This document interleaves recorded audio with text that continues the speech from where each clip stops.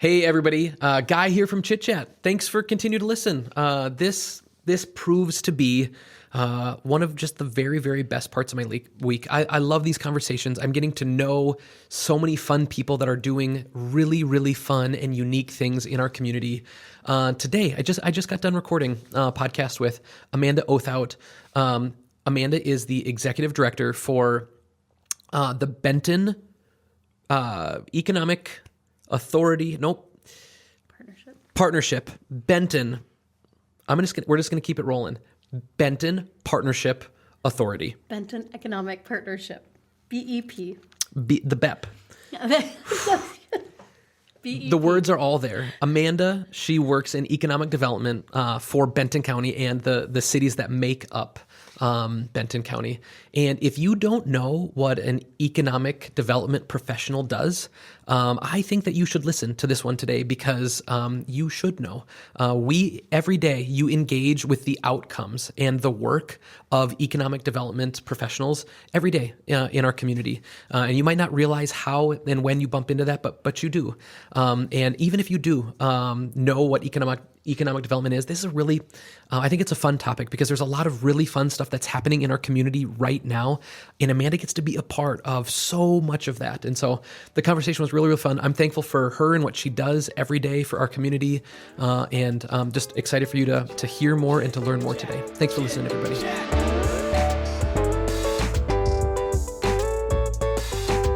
Amanda, thanks for coming and joining us on the podcast. I appreciate it so much.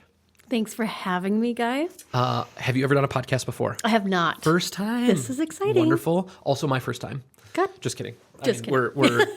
We're a few in, but up until this, I was kind of green too. So, welcome. It's really wonderful to have you on the podcast. Thank you. Amanda, would you just introduce yourself? Tell us who you are and tell us what you do on kind of like on a day-to-day basis. And I have some questions about economic authorities, etc. Okay. So, yeah. Would you just kind of jump in? Tell us a little bit about you. Sure. So I have a pretty broad background. Okay. My background is in commercial construction, land development, real estate, public and private sector, basically. So I started my career working in real estate, residential real estate. And As a realtor? As a realtor, yep. Yeah. And then I kind of morphed my career into something a little bit different. So I worked for a local land developer in the area and a commercial construction company, and we were building apartment complexes and senior living facilities kind of all over the state, and we got to help with all of that, right? And I also worked in private sector, so that's private sector, but public sector, working on economic development and community development initiatives. So, And where do you work now? I work at Benton Economic Partnership. Okay. And what's your role? My role is the executive director at Benton Economic Partnership. All right. So Benton Economic Partnership, we are like a 501c3 nonprofit entity. We kind of morph between public and private sectors, and it's like literally the best of both worlds. So Sure. you got public sector, private sector, and you kind of morph them and intertwine them together. Yeah. And it's actually, in my opinion, working both private and public, it's the best of both worlds because we have ultimate flexibility and authority to do things. Maybe give me a high level, like what does an economic development authority, what's Director? agencies like yours, Sure. What do you actually do? How does a resident of Benton County or just an average person in one of the cities that are in Benton County, how are they impacted by what you do? Sure. So an agency like ours, so an economic development agency, typically lives at a city or a county. Yep. Our agency is separate from those, but overall, the overarching goal is for business attraction, retention, and expansion. So our primary goal as an economic development entity is to attract new business into the county. Because they provide the tax base for the services that you and I use all the time, right? Roads, bridges, public facilities, that sort of thing. We also work on expansion of existing businesses in our county because 80% roughly of our growth in our county comes organically. From the businesses that are already there. Exactly. So from the businesses that are already there, it comes organically through, visiting with them and understanding what their growth and expansion plans are. So we work with them and help secure financing for their business expansions through grants. Land and stuff? Land, grants, loans, different types of incentives for them. So that they stay. Yeah, so that they stay because we want the jobs, we want the tax base for our community. And the other thing is what we focus on heavily is the retention of existing businesses. And we do that by developing those business relationships with those businesses because it's really important to keep those businesses here in our county happy. We don't want them moving around, right? We don't want them moving out of state. We don't want them moving across different counties. We like to keep them happy and keep them here. So our primary goal is, as an economic development entity, is business attraction, retention, and expansion. Okay? We have many more things that we do, but that's primarily what we do. I think one of the interesting things in one of the first conversations that you and I had, I was trying to kind of like understand like what you guys do because I understand economic development organizations, but the only ones that I've ever worked with before, they are inside of like a county. Yes, correct. You guys aren't. You're called Benton County, but you're not actually inside of the county. How are there others in the state that are like that? Are you guys unique like that? And then how did that happen where you're working kind of for the county, in the county, but you're not actually a county employee? So you're right. Most economic development entities or departments are departments within a city or a county. And what the unique thing is about Benton Economic Partnership is we are a public-private entity that lives outside of the county city, right? Our organization was established in 2016 because prior to that time, there was an economic development department at the county that kind of dissolved. And I think a lot of that had to do with the business community wanting more buy-in about, different aspects of economic development in our community. They wanted to see more business growth, expansion, and retention of the businesses. And so they formed this entity in 2016 and really just through the business community. And then the county supported it, our cities supported it, and our townships support it. And when you say support it, you mean financially. Fund? Yep, financially. Because if you think about an economic development department that lives at a city or county, they have taxing authority, so they can have special levies to tax and fund their organizations separately because that's how state statute is written. You guys right? don't have that, and we don't. And we could, I guess, but that wasn't the initial drive behind how our entity was formed, and really it was more of buy-in from our businesses and our county cities. And so our organization is membership driven for that main reason is because we want to see the buy-in from the businesses. Like I said, I think it's a great way. I mean, yes, there's positives and negatives to having an entity like ours, but I think that there's more positives than negatives. Could you share a negative? Yeah, sure, absolutely. So a negative would be the way our funding is. It's all membership driven. We have to show value to our members in order for them to continue membership with our organization. And we do that in a number of different ways. That would be the primary negative and challenge. I'm just going to throw it out there. I love that. I think one of the issues sometimes in government of all sizes is just the nature of not having to kind of like show value. Like, this tax is going to be levied against you, whether you like it or not. Right. But what if I can see and read and I go to like city council meetings and all that stuff, and it's just like, this is not good, this is not right. But it's still going to go through anyway.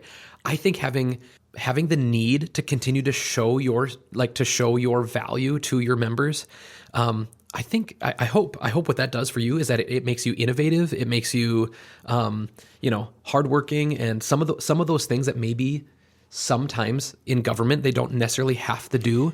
I hope that it keeps you sharp, because you'll be better, and then everyone that you serve will also be better too. Absolutely, 100% agree with you, because like I said before, I feel like our entity is the best of both worlds. You get the public sector and the private sector working together.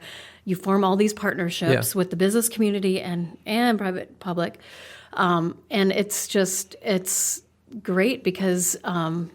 Exactly to your point, I mean, we have to show our value to our businesses. I love that. And it is great. Yeah. And we do a lot of very innovative things. And securing grants for our county is one of them. We work really hard to retain the businesses here because all of that matters, whether you know it or not. Yeah. A number of years ago, Sartell had passed, there was a levy for a new school. Okay. And this kind of has to do with like responsibility to its people and why I maybe think that your model is actually really, really good. I think I'm a fan of that. But just in general, this levy came, and it was for a new school at Sartell, and it was a big giant amount. And it came from the school board. It came with this kind of like promise that felt a lot like a threat, because I think it was, if the money doesn't come in, like if you don't Sartell, if you don't vote in the affirmative for this levy, we are going to have to cut band and choir and football and basketball. It was just like this gamut of things. Like, the only way for us to move forward as a community with this new school is if you give us this big giant sum. And if you don't, all of this goes away. So there, a lot of the conversation, it was this like, well, you don't actually care about kids and you don't care about education if you thought that maybe the levy bit off more than they should. And then there was this vote, and it didn't go through. And it was kind of a contentious, hot button thing. We held this thing back. And then what the voters said was like, you need to come back with a different number. And when you're running a small business, I mean, businesses and organizations of all kinds should have this, and I think most do. If there's a problem, if I need money, if I need resources, if I need more time, I have to get creative. I have to creatively problem solve every single day because I have limited resources. In government, there's this issue in that, like, in the pressure tank, there's the first valve that bursts isn't the valve of creative problem solving. It's just tax more. And so they came and said, we need all of it. And as a people, by voting no, I think we held that lever closed. And we said, we have to push this problem down the chain into creative problem solving. You have to do better. We held this thing shut. They came back with a new number and this thing like, well, all this stuff is still going to get canceled, but here's a better number. And guess what? We got a beautiful new school. We voted affirmatively for the new school. And how many of the things that were promised to be cut, if we didn't give them everything, how many of those things were cut? None. Not a one of them. And that's the thing. It's like, I want us to do more of that kind of stuff. And I want good schools and I want good education. And also, if you ask for too much, there has to be recourse. And so I was thankful that we voted to like hold that lever shut, and then they got creative and they problem solved. And that's great. Yeah. I mean, that's exactly what, you want. Yeah. How do you approach, maybe as an organization, but also with the people that you serve, kind of that creative problem solving? You've got an issue right now. You need more people. You need a bigger building. You need resources. How do you approach the creative problem solving process inside of economic development? That's actually a really great question, because a lot of our organization, we have a very limited budget, right? And if we want a larger budget, we have to show value and go out there and seek more members, right? And so I love the model, but in order for us to help businesses, sometimes because we don't have all of our resources, it's just Pam and I running this organization, right? So we have two people. She supports me, and I have to go out and creatively think about how we can make this business expansion happen, or how do we retain this business, or how do we attract new business in our community? Yeah. Well, a lot of that has to do with leaning on resources outside of our organization. So we have the unique ability to connect with others on a regional level, on a state level, on a federal level, and connect with people to make things happen. And we're constantly, part of our job is networking and getting to know people and what resources are there. I've been doing this a very long time. So, I mean, How many years? Oh my gosh, I've been doing it since 2012. All right. So you get to know a lot of people through that time, and just kind of building your toolbox over the years is really helpful. And it's also helpful when I'm working to creatively solve an issue. Whether it's resources at the state or, career solutions here in St. Cloud, or whether it's a regional initiative through the Initiative Foundation, actually. So all of these entities help us accomplish day-to-day challenges that we have with our businesses. And so we have to get creative because we don't have the internal resources to do it all ourselves. That's awesome. And that's okay. Yeah. Because I think oftentimes, you think about budgets and government, and there's this philosophy out there that if you don't spend the money, you won't get the money. Yeah. I have to manage my budget, right? I have only so many resources, and if I don't spend it, it goes into my fund. That's fine. I don't have to. I don't have to spend it. I can continue to revolve it, whatever. But in government, there's this need to have to spend those funds, or you won't get them. Yeah. And so people just, sometimes when you're working in government, and I worked in government, so I understand this, but it's just sometimes frustrating because you have to deal with all that. Benton County geographically is large.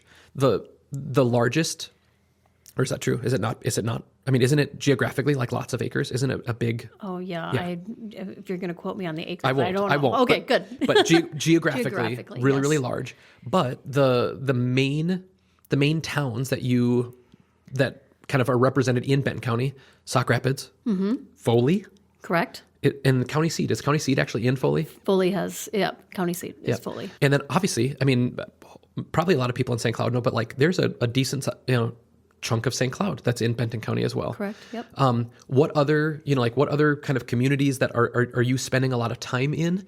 And, how do you maybe allocate some of your time? Because you're working for this, county entity and a county initiative, but how do you kind of determine like which state or which cities do you kind of end up giving your time to? So Benton County is vastly large, and it can be very, very rural, especially if you're, going to the northwest or northeast corner. I'm sorry. So it can be very rural, or it can be very populated. Yeah. So St. Cloud is, everything east of the river is in Benton County, right? Yeah. For the most part, I think there's a small chunk of Benton County that's in Sherburne, right? Just south. It's south, Part of St. Cloud that's in Sherburne. Yep. Yeah, there's 5. Sherburne County has been a client of ours. Yeah, so I actually know there are 5,000 people that call St. Cloud home that are actually in Sherburne County. So it's a really small little cluster. It is a small little thing, but we can't denote that. So St. Cloud, Sauk Rapids, and Foley and Rice. Yeah. Right? Yeah. Gilman. Little piece of Sartell. Little piece of Sartell. Yeah. So Sartell is also a portion of that city is in Benton County. And we focus our time on the AIM site. Yeah. Because that's a pretty large, almost 50 acres. AIM is American Iron and Metal. It's the old paper mill site. It's the old paper mill site. Yes, correct. And now the city of Sartell owns it. And they are making great strides in their redevelopment efforts. In fact, I believe on Monday, they are going to be hiring for a site consultant for that specific location. So it'll be really exciting to see what happens there. There's a lot of challenges with that site. But if you're asking me where I allocate my time, I want to say I would love to tell you that it's equal among all of the cities. Sure. But that's not true because I help out. I'm an extension of staff. So if you think about economic development and what I do, I'm kind of an extension of the existing staff. So in St. Cloud, they have an economic development director, Kathy Mihelich. And Kathy and I, and Lindsay, her assistant, we work hand in hand together. Is it Lindsay Stram? Lindsay Stram, Yeah, correct, yeah. great. And they're great to work with. But I'm an extension of their staff. They have all of St. Cloud to Right. deal with, right? Yeah. And I have a little portion of Benton County. So anything that is within the airport business park or on this side of the river, east side of the river, I kind of help facilitate and move projects along. In Sauk Rapids, there is the community development director, Todd Schultz, and Todd and I work really, really well together as well. So I'm an extension of his staff. So anything that he needs, I can help him with. But my focus really is on the smaller cities, like Foley, Gilman, Rice. Who don't have an internal team. Exactly. So the beauty of our organization, because it's separate and we have overreaching authority across the county, is that we can actually be their economic development person. Sartell has Anna Gruber, who is amazing, and she is kind of a rock star at what she's doing, but I'm also an extension of her staff on the Benton County side. So, I'd like to say that a lot of my time is spent equally among all the cities, but my focus is also on the smaller communities because they don't have economic development. Story is the driving force for us here at Switchboard. Story is also the reason that Chit Chat exists. We tell stories of the people around us through photos, videos, branding, and websites. Story helps us find meaning and it draws a community together. And we would love to help tell your story. You can find us at www.switchboard.mn. We would love to meet you. We'd love to talk with you and learn more about the story that you are trying to tell and how our story-driven marketing tools can help you communicate better. Can't wait to talk to you soon. Are there ever times where the needs and goals of a city are in contradiction to the needs and goals of a county, where your motivations or desires don't necessarily align, and then you have to navigate how to proceed? Does stuff like that ever happen? I will say this. All of our city partners and the county get along so well. That's we awesome. have That's so good. We have this cohesive team, and everybody works so well together. I literally cannot imagine myself anywhere else because we just have a very cohesive team. There's not a lot of rubs, but if there is, we try to resolve those. Yeah. Face-to-face meetings help a lot. For sure. Versus, doing Emails. something over email where you can, Easily misunderstand. Or the context isn't there or whatever else. But we try to have face-to-face meetings so we can resolve issues quickly. Literally, all of our mayors met with our county board chair this morning at our annual meeting, and It was so exciting. And it was so good to see everybody all getting together and talking about their local issues. And our group of cities, our city partners, have just been instrumental along that whole way. So they've been supportive of the county supports them, both financially and, through many different initiatives. So it's a really cohesive team that we have in Benton County. For years, I have heard people talk about east side of St. Cloud. So east side of the river is Benton County, right? So like correct. East St. Germain is you in part, right? Yes. Obviously the St. Cloud. For so many years, I've heard people talk about like what could happen over there. How do we see that area bettered? I spend a lot of time on this side of the river. Our building that we're here in now is on West St. Germain, on the other side of the river. So I spend a lot of time thinking about downtown, but that's really an extension of our downtown. What could we do, or how should we be thinking about maybe how to, as we're supporting good efforts in downtown West St. Germain, right. How do we think about how to maybe support efforts on the east side of the river and on East St. Germain? Well, there's just so many opportunities on the east end of St. Cloud, especially East St. Germain. We have vacancies and in storefronts, and we have land opportunities that are vacant land opportunities, empty parking lots that we could be looking at, opportunities for redevelopment. That's cool. It is literally kind of a playground, if you will, for developers to come in and do something really awesome. I mean, for decades, our east side has been declining, right? Like, I hear it a lot. I shouldn't say everybody, but a lot of people are like, east side, scary, it's dungy, it's industrial. But I look at it as an opportunity. Yeah.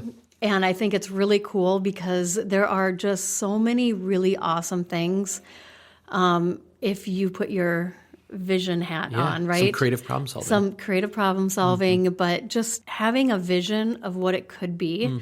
And, as you travel to different communities, different cities, you see all of the different opportunities that could be.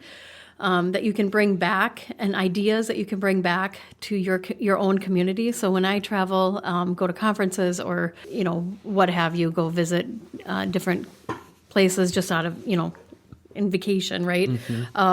You get the opportunity to see what it could look like. On the East End, there is a real big push to kind of move forward with some redevelopment. Cool. Plans, and it's just really exciting to see the momentum. Yeah, and it feels like so much of that is even started. It is, Harvester Square, and Iron Street. Like, man, I walked through that building when it sat for it was for sale for a long time, and I walked through it, helping think through a couple different things there, like what could it be, and I'm not easily overwhelmed with gnarly old buildings. Like we've done a few turned gnarly old buildings into stuff, and I'm not easily swayed by it. I just remember walking through and just being like, it's too big. Like it's got too many issues. And then to see now what has happened there, it's kind of fun to be like humbled by that. My vision wasn't high enough. It wasn't good enough for like what it could actually be. Because I think the Johnsons did a really special job, and that's cool that that's in our community now, and hopefully that's the first of many things on.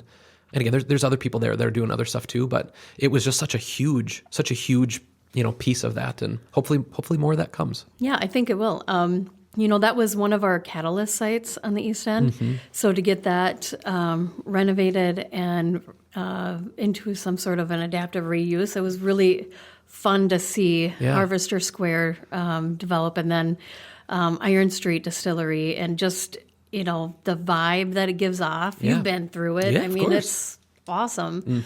And that was one of the projects that I worked on in the very initial stages of me coming into BEP. So that's kind of fun. It was really fun. The different financing tools, the capital stacking that we had to do in order to get that project off the ground. It took, it was kind of at the height of the pandemic when they were, when the Johnsons were first looking at it, right? Yeah.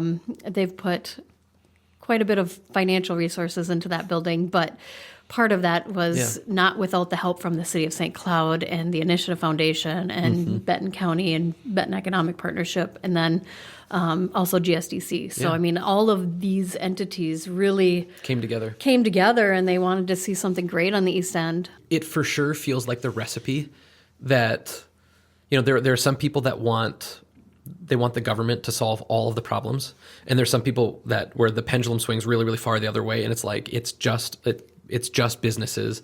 The only actual solution here is business. And I think the best solutions that we see are when governments and government organizations and really, really, really committed and savvy business people kind of partner together to tackle issues. And that's the stuff that I love seeing in a community is how do we work together to make some of this actually work? Yeah, and we call that public-private partnerships, right? Because that's really what it takes is the public and private entities to work together to make something happen. And one of those things, and I just I see really big things for the East End. Like I just, we work with a multitude of different people over the course of the last couple of years with the Harvester Square and Iron Street kind of developing redeveloping, I guess. Yeah. And the renovation of that building brought a lot of new interest into the East Side. So it's really exciting to see that. But the public-private partnerships have to happen, especially when you're changing a market or changing how things, how business is run, I guess. Yeah. So you're changing a market, and we're changing the East Side, and we're going to see some really great things happen, I think. And it's just at the cusp of that. That's cool. I bet you it was maybe 10 years ago. And there have been so many others and for decades and for years of people, I think, doing similar things. But like about a decade ago, I caught this little vision for what could be on the east side. I think in part, right after college, I lived in Northeast Minneapolis. And when I lived in Northeast, it was not cool. No. It was quiet and boring, and it was like a Polish sleeping community for people that like went into work, blue collar jobs. Like this is kind of what Northeast was. There were no cool restaurants. There was no, other than like some industry along the river. Like there were no businesses and stuff in there. Right. And now Northeast is incredible. It's absolutely incredible. All of the best restaurants and all of the best coffee shops and entertainment, so much of it is happening in Northeast. And so I think like seeing that and then just like looking and realizing like, oh yeah, Brooklyn in New York was at one point a place that was blighted and challenged and, whatever. And now you would be hard pressed for anybody to afford to do anything in Brooklyn because of the development that's happened. Oakland was the same way, and this community that had some challenges, not that any of these communities don't have challenges anymore, but so much development happened and the area improved. I once spent the night in a car in Oakland. Me and a buddy were driving from San Diego into San Francisco, and I was in college. We were so broke, we didn't want to get a hotel, and so we're like, why don't we just pull off somewhere and let's just try to sleep somewhere? And so I happened to be driving. I'm like curled up against the wall, or the door on the driver's side, and my buddy was over on the other side. And we didn't realize, because we didn't have we didn't have smartphones yet. I didn't realize that we were like smack dab in the middle of Oakland before. But anyway, But these, some of these communities and some of these places, it took initiative and foresight and someone to like jump in. And about a decade ago, I walked through with a couple of people.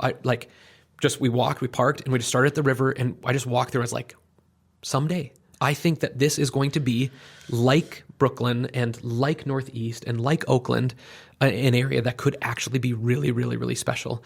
And if I would have had a bunch of money then, it would have been so fun to like jump in and be a part of that. And anyway, I'm excited for whatever comes there and whatever, continued development happens there. It's a really special part of our community and our downtown. And yeah, it'll be fun to see what comes. Yeah, and you need a vision. Like you need somebody to have a really big vision, and lots of money. I was going to say, and willing and able to take some risks. Yeah, exactly. Because it's, it is risky, especially when you're working on completely renovating, an entire area of a community. And the infrastructure that goes with all of that. It's a lot. And I think there's so many opportunities on this East End, and it's going to be really exciting to see it happen and maybe evolve in the next couple of years.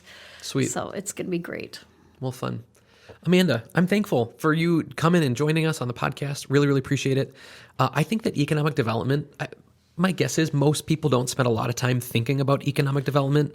They probably can't name any of the staff who are doing economic development in their communities. It feels like this thing that is almost on the periphery, except we all engage with the byproduct of economic development every single day. And yet we don't really have a lot of knowledge about it. And so thanks for coming on and just like telling us a little bit more about what you do, what economic development is, and how, what you guys are doing at Benton County. I appreciate it a lot. And thank you for having me. I keep really up the good work. It. Yeah, Thank you. Excited to see what you guys just keep doing. Yes. Thank you so much. We close every podcast with a little unpaid ad. Is there someone, something, or some idea that you think deserves a little plug or that people should give some attention to? Yeah.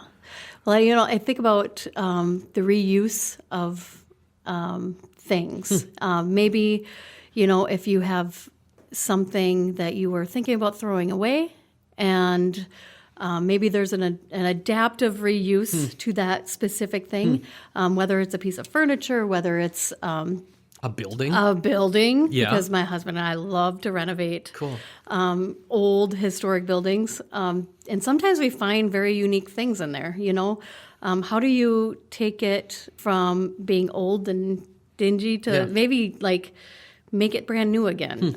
So if you think about that in your everyday life,